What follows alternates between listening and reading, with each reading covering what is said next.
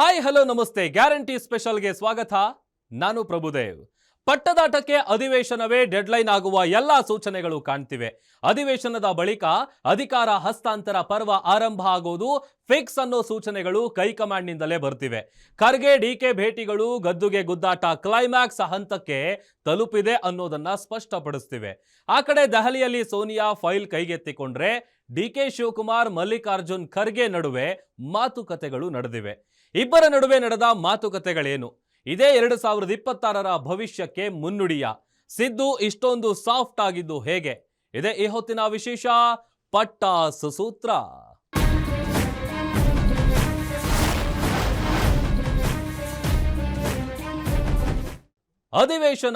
ಅಧಿವೇಶನ ಮುಗಿಯೋದನ್ನೇ ಕಾಯ್ತಾ ಇದೆ ಕಾಂಗ್ರೆಸ್. ಕೊಟ್ಟ ಮಾತು, ಇಟ್ಟ ಹೆಜ್ಜೆ ಎಲ್ಲವೂ ಸುಸೂತ್ರವಾಗಿ ನೆರವೇರುವ ಸಮಯ ಬಂದಂತೆ ಕಾಣ್ತಾ ಇದೆ.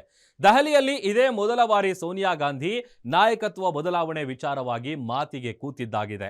ಅಂತಿಮ ತೀರ್ಮಾನಕ್ಕೆ ಡೆಡ್ಲೈನ್ ಫಿಕ್ಸ್ ಆಗಿದೆ. ಸಿಎಂ ಸಿದ್ದು ಕೂಡ ಸಾಫ್ಟ್ ಆಗಿದ್ದಾರೆ. ಕ್ರಾಂತಿಯಿಂದ ಶುರುವಾದ ಬಡಿದಾಟ ಶಾಂತಿಯಿಂದ ಮುಗಿಸಲು ಹೈಕಮಾಂಡ್ ಕೂಡ ಸಜ್ಜಾಗಿದೆ. 2026ಕ್ಕೆ ನಡೆಯುವ ಸುಸೂತ್ರ ಸಂಧಾನದ ಸೂತ್ರಗಳೇನು? ಇಲ್ಲಿದೆ ಡೀಟೇಲ್ಸ್.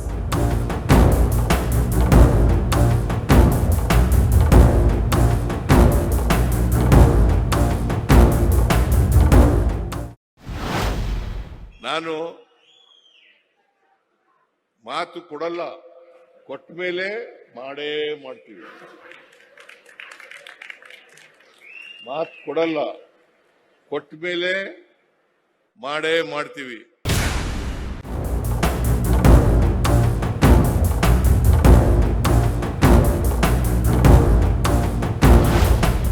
ಮುಂದಿನ ದಿನದಲ್ಲಿ ಮತ್ತೆ ಈ ರಾಜ್ಯದಲ್ಲಿ ಒಂದು ಹೊಸ ರೂಪವನ್ನ, ಒಂದು ಶಕ್ತಿಯನ್ನು ತುಂಬಿಸಿ, ಒಂದು ಬದಲಾವಣೆಯನ್ನ, ಪರ್ವನ್ನ ಮಾಡಲಿಕ್ಕೆ ನಾವೆಲ್ಲ ಸಜ್ಜಾಗೋಣ.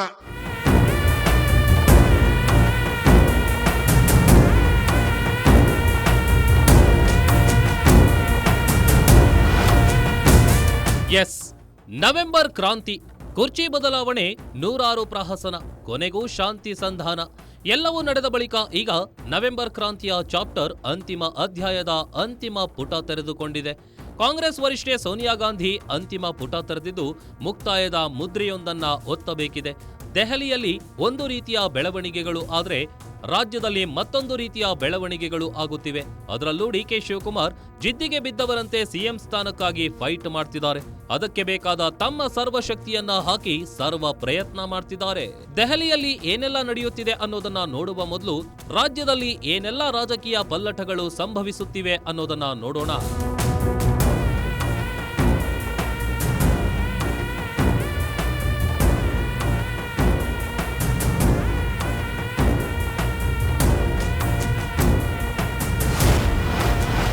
ಕಳೆದ 3 ದಿನಗಳಲ್ಲಿ 2 ಭೇಟಿ.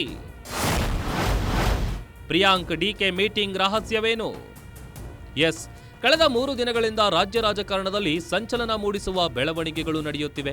ಈಗಾಗಲೇ 2 ಬಾರಿ ಸಿದ್ದು ಅತ್ಯಾಪ್ತ ಸಚಿವ ಸತೀಶ್ ಜಾರಕಿಹೊಳಿಯನ್ನ ಡಿಕೆ ಶಿವಕುಮಾರ್ ಭೇಟಿಯಾಗಿ ಬಂದಿದ್ದಾರೆ. ಆದರೆ ಅದಕ್ಕಿಂತ ಮಹತ್ವದ ವಿಚಾರ ಅಂದ್ರೆ ಕಳೆದ 3 ದಿನಗಳಲ್ಲಿ 2 ಬಾರಿ ಮಲ್ಲಿಕಾರ್ಜುನ್ ಖರ್ಗೆ ಪುತ್ರ ಪ್ರಿಯಾಂಕ್ ಖರ್ಗೆ ಅವರನ್ನ ಡಿಕೆ ಶಿವಕುಮಾರ್ ಮೀಟ್ ಮಾಡಿದ್ದಾರೆ. ಇದು ಹಲವು ಕುತೂಹಲಗಳಿಗೆ ಕಾರಣವಾಗಿದೆ. ಪ್ರಿಯಾಂಕ್ ಖರ್ಗೆ ಡಿಕೆ ಶಿವಕುಮಾರ್ ಪದೇ ಪದೇ ಮೀಟಿಂಗ್ ಮಾಡ್ತಿರೋ ಮರ್ಮವೇನು ಅನ್ನೋ ಪ್ರಶ್ನೆ ಈಗ ಉದ್ಭವವಾಗಿದೆ.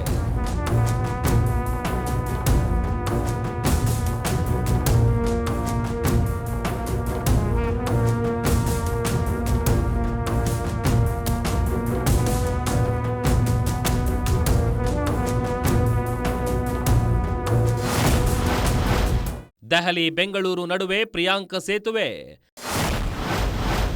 ದೆಹಲಿ ಸಭೆಯಲ್ಲಾದ ಮಾತುಕತೆಯ ಬಗ್ಗೆ ವಿವರಣೆ. ರಾಹುಲ್ ಗಾಂಧಿ ಆಪ್ತ ಬಳಗದಲ್ಲಿ ಪ್ರಿಯಾಂಕ್ ಖರ್ಗೆ ಕೂಡ ಒಬ್ರು. ಅದರ ಜೊತೆಗೆ ಎಐಸಿಸಿ ಅಧ್ಯಕ್ಷ ಮಲ್ಲಿಕಾರ್ಜುನ್ ಖರ್ಗೆ ಅವರ ಪುತ್ರ. ಹೀಗಾಗಿ ದೆಹಲಿಯಲ್ಲಾಗುವ ಬೆಳವಣಿಗೆಗಳ ಸ್ಪಷ್ಟ ಮಾಹಿತಿ ಅವರ ಬಳಿ ಇರುತ್ತೆ. ಈಗಾಗಲೇ ಪ್ರಿಯಾಂಕ್ ಖರ್ಗೆ ಹಲವು ಬಾರಿ ದೆಹಲಿಗೆ ತೆರಳಿ ಹೈಕಮಾಂಡ್ ನಾಯಕರ ಜೊತೆ ಕುರ್ಚಿ ಕದನದ ಬಗ್ಗೆ ಚರ್ಚೆ ಮಾಡಿಬಂದಿದ್ದಾರೆ. ಅಲ್ಲಿ ನಡೆಯುತ್ತಿರುವ ಅಸಲಿ ಬೆಳವಣಿಗೆಗಳ ಪಕ್ಕಾ ಮಾಹಿತಿ ಅವರ ಬಳಿ ಇದೆ. ಶನಿವಾರ ಮೊದಲ ಬಾರಿಗೆ ಕಾಂಗ್ರೆಸ್ ವರಿಷ್ಠೆ ಸೋನಿಯಾ ಗಾಂಧಿ ಕರ್ನಾಟಕದ ನಾಯಕತ್ವ ವಿಚಾರ ಚರ್ಚೆಯಲ್ಲಿ ಭಾಗಿಯಾಗಿದ್ದಾರೆ. ಸಭೆಯಲ್ಲಿ ಏನೆಲ್ಲ ನಿರ್ಧಾರವಾಯಿತು ಅನ್ನೋದರ ಬಗ್ಗೆ ತಿಳಿದುಕೊಳ್ಳಲು ರವಿವಾರ ಡಿಕೆ ಶಿವಕುಮಾರ್ ಸದಾಶಿವನಗರದಲ್ಲಿರುವ ಪ್ರಿಯಾಂಕ್ ಖರ್ಗೆ ಅವರ ನಿವಾಸಕ್ಕೆ ಆಗಮಿಸಿ ಮಾಹಿತಿ ಪಡೆದುಕೊಂಡಿದ್ದಾರೆ.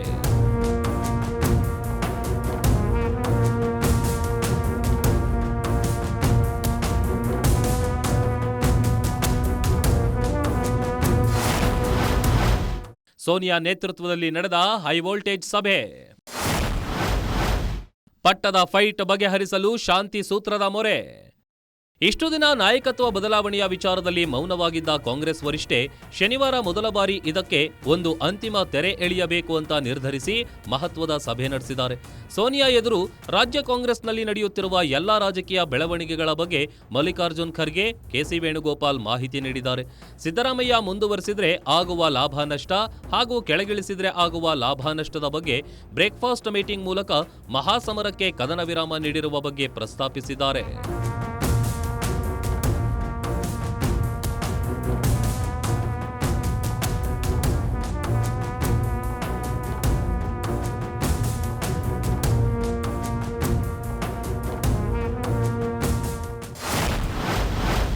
ಸಭೆಯಲ್ಲಿ ಯಾವುದೇ ಅಂತಿಮ ತೀರ್ಮಾನವಿಲ್ಲ. ಸಂಸತ್ ಅಧಿವೇಶನ ಮುಗಿದ ಬಳಿಕವೇ ಎಲ್ಲ. ಹೈಕಮಾಂಡ್ ಮಟ್ಟದಲ್ಲಿ ಮಹತ್ವದ ಸಭೆಯಂತೂ ಶನಿವಾರ ಆಗಿದೆ. ಆದರೆ ನಾಯಕತ್ವ ಬದಲಾವಣೆಯ ಬಗ್ಗೆ ಯಾವುದೇ ಅಂತಿಮ ತೀರ್ಮಾನವನ್ನ ಸೋನಿಯಾ ಗಾಂಧಿ ಆಗ್ಲಿ ರಾಹುಲ್ ಗಾಂಧಿ ಆಗ್ಲಿ ತೆಗೆದುಕೊಂಡಿಲ್ಲ. ಸದ್ಯ ಸಂಸತ್ ಅಧಿವೇಶನ ನಡೀತಾ ಇದೆ. ಅಲ್ಲದೆ ರಾಜ್ಯದಲ್ಲಿಯೂ ಕೂಡ ವಿಧಾನಸಭೆ ಕಲಾಪ ಶುರುವಾಗಲಿದೆ. ಈ ನಡುವೆ ಈ ಬಗ್ಗೆ ಯಾವುದೇ ತೀರ್ಮಾನಗಳನ್ನ ತೆಗೆದುಕೊಳ್ಳೋದು ಬೇಡ, ಸದ್ಯ ಹೇಗೆ ಸಾಗ್ತಿದೆಯೋ ಹಾಗೆಯೇ ಸಾಗ್ಲಿ ಅನ್ನೋ ಪರೋಕ್ಷ ಸಂದೇಶ ಹೈಕಮಾಂಡ್ ಮೂಲಕ ಬಂದಿದೆ.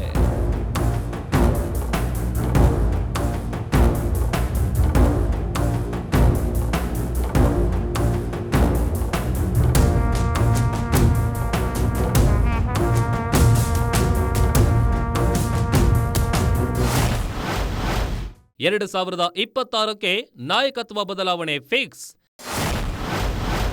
ಪದೇ ಪದೇ ಸುಳಿವು ನೀಡ್ತಿದ್ದಾರಾ ಸಿಎಂ ಸಿದ್ದು?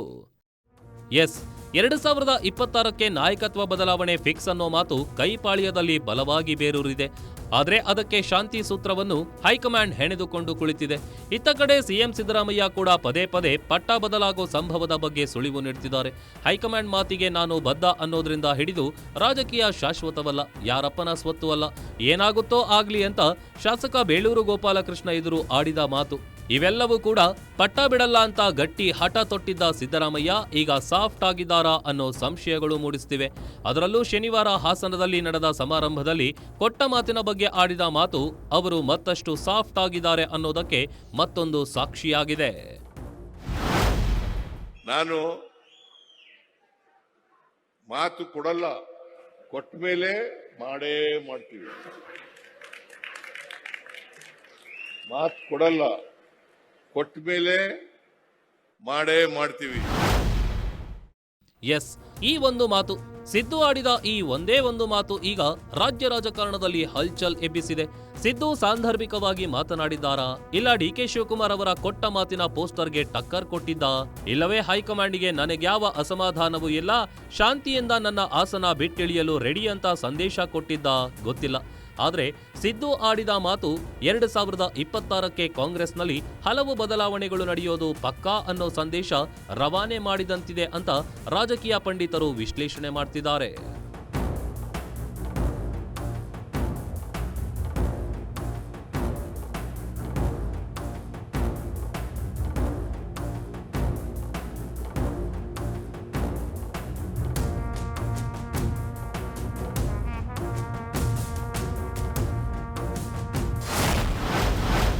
ರಣರಂಗದಲ್ಲಿ ಶಸ್ತ್ರ ತ್ಯಾಗಕ್ಕೆ ಸಿದ್ಧಗೊಳ್ತಾ ಟಗರು ಬಂಡೆ ಆಟದಲ್ಲಿ ಡಿಕೆಗೆ ಮುಂದೆ ಪವರು. ಸರ್ಕಾರಕ್ಕೆ 2.5 ವರ್ಷಗಳು ತುಂಬುವ ಮುನ್ನವೇ ದೆಹಲಿ ದಂಡಯಾತ್ರೆಗಳು ಶುರುವಾಗಿದ್ವು.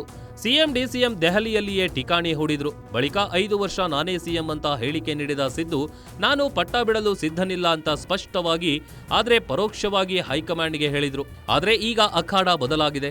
ರಾಜ್ಯ ಕಾಂಗ್ರೆಸ್ನಲ್ಲಿ ಸಿದ್ದುಗಿಂತ ಹಿರಿಯರಿದ್ರೂ ಕೂಡ ರಾಜಕೀಯವನ್ನ ಕುರುಕ್ಷೇತ್ರದ ಅಂಗಳದಂತೆ ನೋಡಿದಾಗ ಸದ್ಯ ರಾಜ್ಯ ಕಾಂಗ್ರೆಸ್ನಲ್ಲಿ ಸಿದ್ದರಾಮಯ್ಯ ಭೀಷ್ಮನ ಜಾಗದಲ್ಲಿದ್ದಾರೆ. ಸದನದ ಹೊರಗೆ ಮತ್ತು ಒಳಗೆ ಅವರು ಅಕ್ಷರಶಃ ಭೀಷ್ಮನಂತೆ ರಾಜಕೀಯವಾಗಿ ಹೋರಾಡಿದ್ದಾರೆ.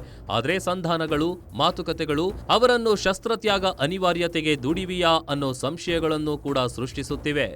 ಮತ್ತೊಂದ್ ಕಡೆ ಡಿಕೆ ಶಿವಕುಮಾರ್ ಮತ್ತು ಮಲ್ಲಿಕಾರ್ಜುನ್ ಖರ್ಗೆ ನಡುವೆ ನಡೆದ ಮಾತುಕತೆಗಳು ಕೂಡ ಕುರ್ಚಿ ಕದನಕ್ಕೆ ಮತ್ತಷ್ಟು ಕಾವು ನೀಡಿದೆ.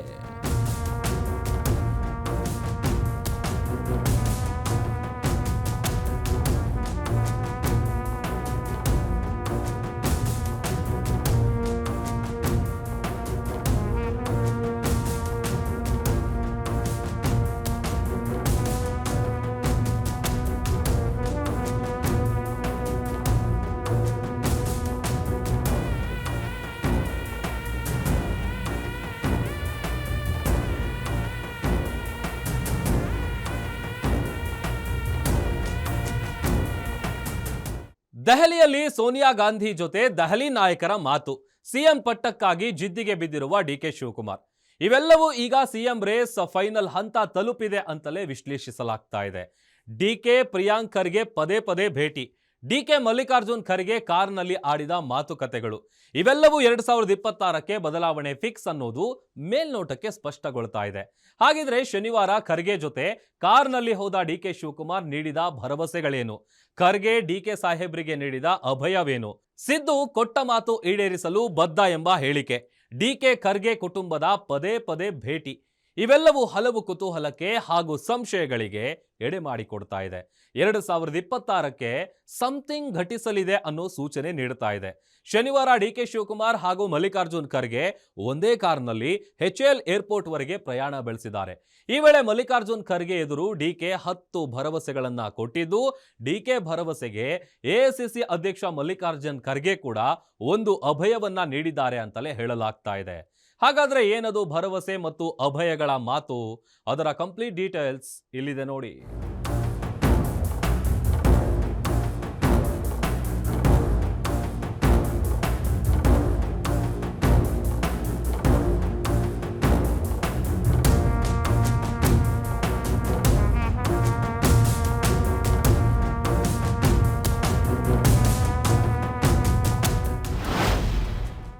ಶನಿವಾರ ಮಲ್ಲಿಕಾರ್ಜುನ್ ಖರ್ಗೆ ಬೆಂಗಳೂರಿಗೆ ಆಗಮಿಸಿದ್ರು. ಸಮಾರಂಭವೊಂದರಲ್ಲಿ ಭಾಗಿಯಾದ ಎಐಸಿಸಿ ಅಧ್ಯಕ್ಷ ಮಲ್ಲಿಕಾರ್ಜುನ್ ಖರ್ಗೆ HAL ಏರ್ಪೋರ್ಟ್ನಿಂದ ದೆಹಲಿಗೆ ವಾಪಸ್ ಹೋಗಲು ಸಜ್ಜಾಗಿದ್ರು. ಇದೇ ವೇಳೆ ಖರ್ಗೆ ಕಾರಲ್ಲಿಯೇ ಡಿಸಿಎಂ ಡಿಕೆ ಶಿವಕುಮಾರ್ ಕುಳಿತುಕೊಂಡ್ರು. ಇಬ್ಬರು ನಾಯಕರು ಜೊತೆಯಲ್ಲಿಯೇ ಪ್ರಯಾಣ ಬೆಳೆಸಿದ್ದಾರೆ.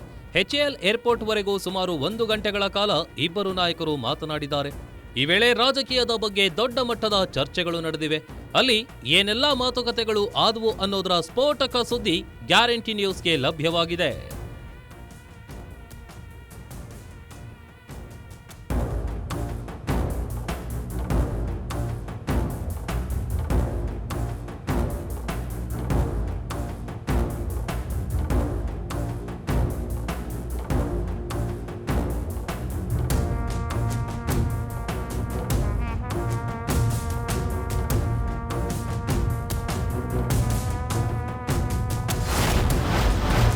ಗನ್ಮ್ಯಾನ್ ಇಳಿಸಿ ಒಂದೇ ಕಾರಿನಲ್ಲಿ ಪ್ರಯಾಣ, ಸತತ 1 ಗಂಟೆಗಳ ಕಾಲ ನಾಯಕರ ಮಾತು. ಎಐಸಿಸಿ ಅಧ್ಯಕ್ಷ ಮಲ್ಲಿಕಾರ್ಜುನ್ ಖರ್ಗೆ ಹಾಗೂ ಡಿಸಿಎಂ ಡಿಕೆ ಶಿವಕುಮಾರ್ ಇಬ್ಬರು ಒಂದೇ ಕಾರಿನಲ್ಲಿ ಪ್ರಯಾಣ ಬೆಳೆಸಿದ್ದಾರೆ. ಆದರೆ ಅಚ್ಚರಿ ಹುಟ್ಟಿಸುವ ಸಂಗತಿ ಅಂದ್ರೆ ಗನ್ಮ್ಯಾನ್ ನನ್ನ ಕೆಳಗಿಳಿಸಿ ಉಭಯ ನಾಯಕರು ಸುಮಾರು 1 ಗಂಟೆಗಳ ಕಾಲ ಒಂದೇ ಕಾರಿನಲ್ಲಿ ಸವಾರಿ ಮಾಡಿದ್ದು, ನಿರಂತರ 1 ಗಂಟೆಗಳ ಕಾಲ ರಾಜಕೀಯ ಚರ್ಚೆ ನಡೆಸಿದ್ದಾರೆ. ಖರ್ಗೆ ಬಳಿ ದೆಹಲಿಯಲ್ಲಿ ನಡೆದ ಬಗ್ಗೆ ಡಿಕೆ ಶಿವಕುಮಾರ್ ಮಾಹಿತಿಯನ್ನ ಪಡೆದಿದ್ದಾರೆ. ಈ ಹಿಂದೆ ಮಲ್ಲಿಕಾರ್ಜುನ್ ಖರ್ಗೆ ಸಿಎಂ ಹಾಗೂ ಡಿಸಿಎಂ ಇಬ್ಬರನ್ನು ದೆಹಲಿಗೆ ಕರೆಸಿ ಮಾತನಾಡಲಾಗುವುದು ಅಂತ ಹೇಳಿದ್ರು. ಅದರ ಬಗ್ಗೆ ಅಪ್ಡೇಟ್ ಕೂಡ ಡಿಸಿಎಂ ಪಡೆದುಕೊಂಡಿದ್ದಾರೆ. ತಮ್ಮ ಮತ್ತು ಸಿಎಂ ನಡುವೆ ನಡೆದ 2 ಬ್ರೇಕ್ಫಾಸ್ಟ್ ಮೀಟಿಂಗ್ನಲ್ಲಿ ನಡೆದ ಚರ್ಚೆಗಳ ಬಗ್ಗೆ ಮಾಹಿತಿಯನ್ನು ಕೂಡ ನೀಡಿದ್ದಾರೆ. ಅಲ್ಲದೆ ತಮ್ಮ ಪರ ಸಿಎಂ ಘೋಷಣೆ, ಹೈಕಮಾಂಡ್ ತೆಗೆದುಕೊಂಡ ನಿರ್ಧಾರವೇನು ಅಂತ ಕೇಳಿದ್ದು, ನಿಮ್ಮ ಸಲಹೆಯ ಮೇರೆಗೆ ಒಂದೇ ಹೆಲಿಕಾಪ್ಟರ್ನಲ್ಲಿ ಸಿಎಂ ಜೊತೆ ಪ್ರಯಾಣಿಸಿ ಹಾಸನದ ಕಾರ್ಯಕ್ರಮದಲ್ಲಿ ಭಾಗಿಯಾಗಿ ಒಟ್ಟಾಗಿದ್ದೇವೆ ಎಂದು ಸಂದೇಶ ನೀಡಿದ್ದೇನೆ ಎಂಬ ವಿಷಯವನ್ನ ಖರ್ಗೆ ಎದುರು ಪ್ರಸ್ತಾಪಿಸಿದ್ದಾರೆ.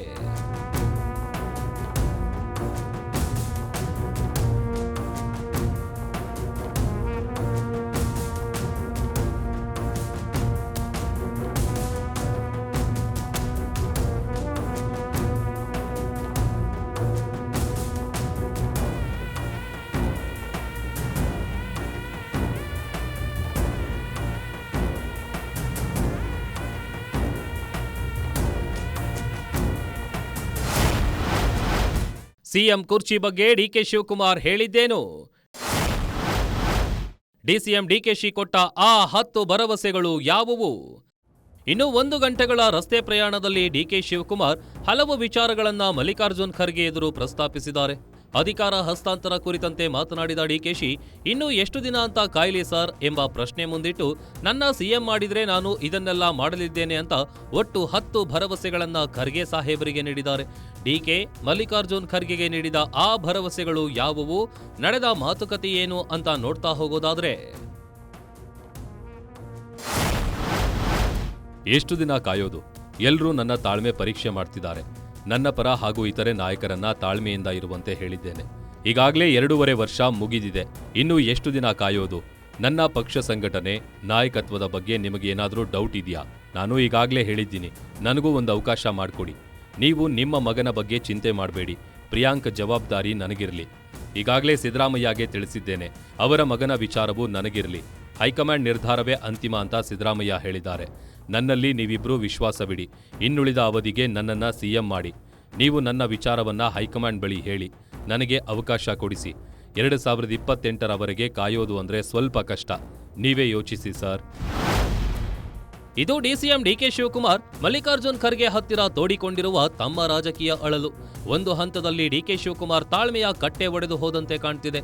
ಅದಕ್ಕಾಗಿಯೇ ಅವರು ಇಂದಾದರೂ ಮಾಡಿ ಮುಂದಾದರೂ ಮಾಡಿ, ಆದ್ರೆ ನನಗೆ ಸಿಎಂ ಸ್ಥಾನ ಸಿಗೋದು ಯಾವಾಗ ಅನ್ನೋದಾದ್ರೂ ಹೇಳಿ ಅಂತ ಖರ್ಗೆ ಅವರಿಗೆ ದುಂಬಾಲು ಬಿದ್ದಿದ್ದಾರೆ.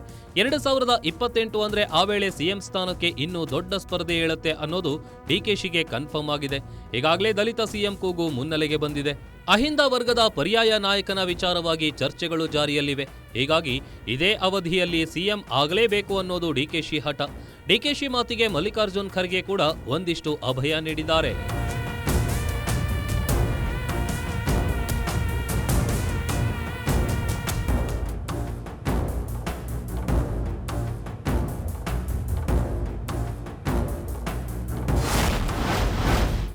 ಎಲ್ಲ ರಾಹುಲ್ ಸೋನಿಯಾ ಮೇಡಂ ನಿರ್ಧಾರ ಮಾಡ್ತಾರೆ. ಅಧಿವೇಶನ ಮುಗಿಯುವವರೆಗೂ ಎಲ್ಲರೂ ಕೀಪ್ ಕ್ವೈಟ್. ಡಿಕೆ ಶಿವಕುಮಾರ್ ಹಾಗೂ ಮಲ್ಲಿಕಾರ್ಜುನ್ ಖರ್ಗೆ ನಡುವೆ ನಡೆದ ಮಾತುಕತೆಯಲ್ಲಿ ಡಿಕೆ ಹೇಳಿದ ಒಂದೊಂದು ಮಾತನ್ನ ಸಮಾಧಾನವಾಗಿ ಆಲಿಸಿದ ಖರ್ಗೆ ಸಾಹೇಬ್ರು ಒಂದಿಷ್ಟು ಸಲಹೆಯನ್ನ ನೀಡಿದ್ದಾರೆ. ಅದರ ಜೊತೆಗೆ ಒಂದು ಅಭಯವನ್ನು ನೀಡಿದ್ದಾರೆ. ಮೊದಲು ಅಧಿವೇಶನ ಮುಗಿಲಿ, ನಿಮ್ಮ ಟಾಸ್ಕ್ ಕಂಪ್ಲೀಟ್ ಮಾಡಿ, ಆ ನಂತರ ಎಲ್ಲವೂ ಅಂತಿಮ ನಿರ್ಧಾರವಾಗುತ್ತೆ ಅಂತ ಹೇಳಿದ್ದಾರೆ.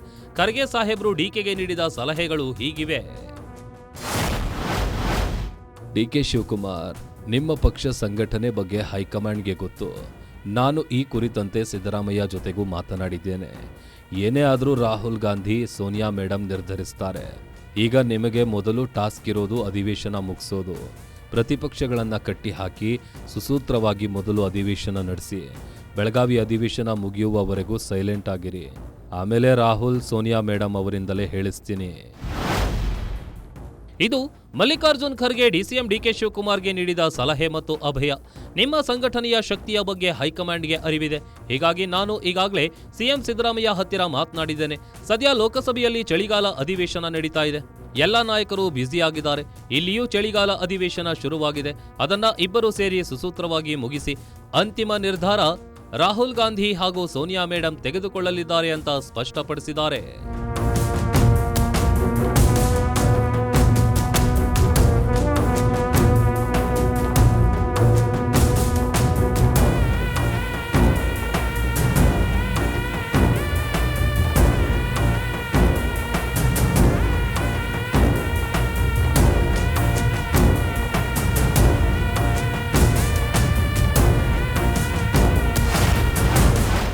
ಉಭಯ ನಾಯಕರ ಎದುರು 2028ರ ಟಾಸ್ಕ್.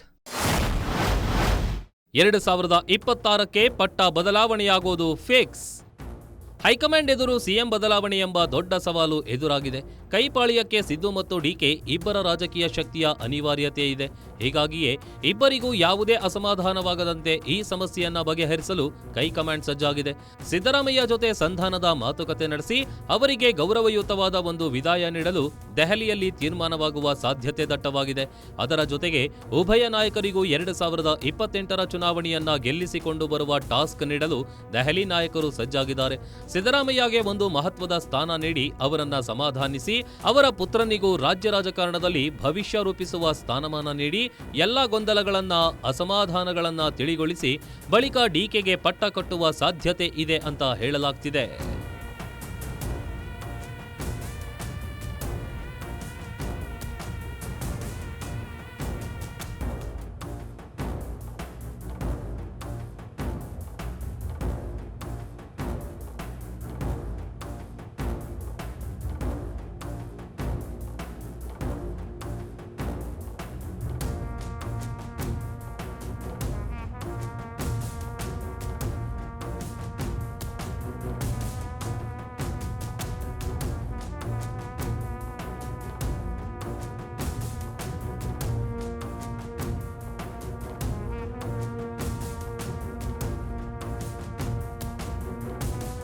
ಸದ್ಯದ ರಾಜಕೀಯ ಬೆಳವಣಿಗೆಗಳನ್ನ ಮತ್ತು ಕೈ ನಾಯಕರ ಹೇಳಿಕೆಗಳನ್ನ ಗಮನಿಸ್ತಾ ಇದ್ರೆ 2026ಕ್ಕೆ ರಾಜ್ಯ ಕಾಂಗ್ರೆಸ್ನಲ್ಲಿ ರಾಜಕೀಯ ಮಹಾಪಲ್ಲಟವೊಂದು ಸಂಭವಿಸುವುದು ಖಚಿತ ಅಂತಲೇ ಹೇಳಲಾಗ್ತಾ ಇದೆ.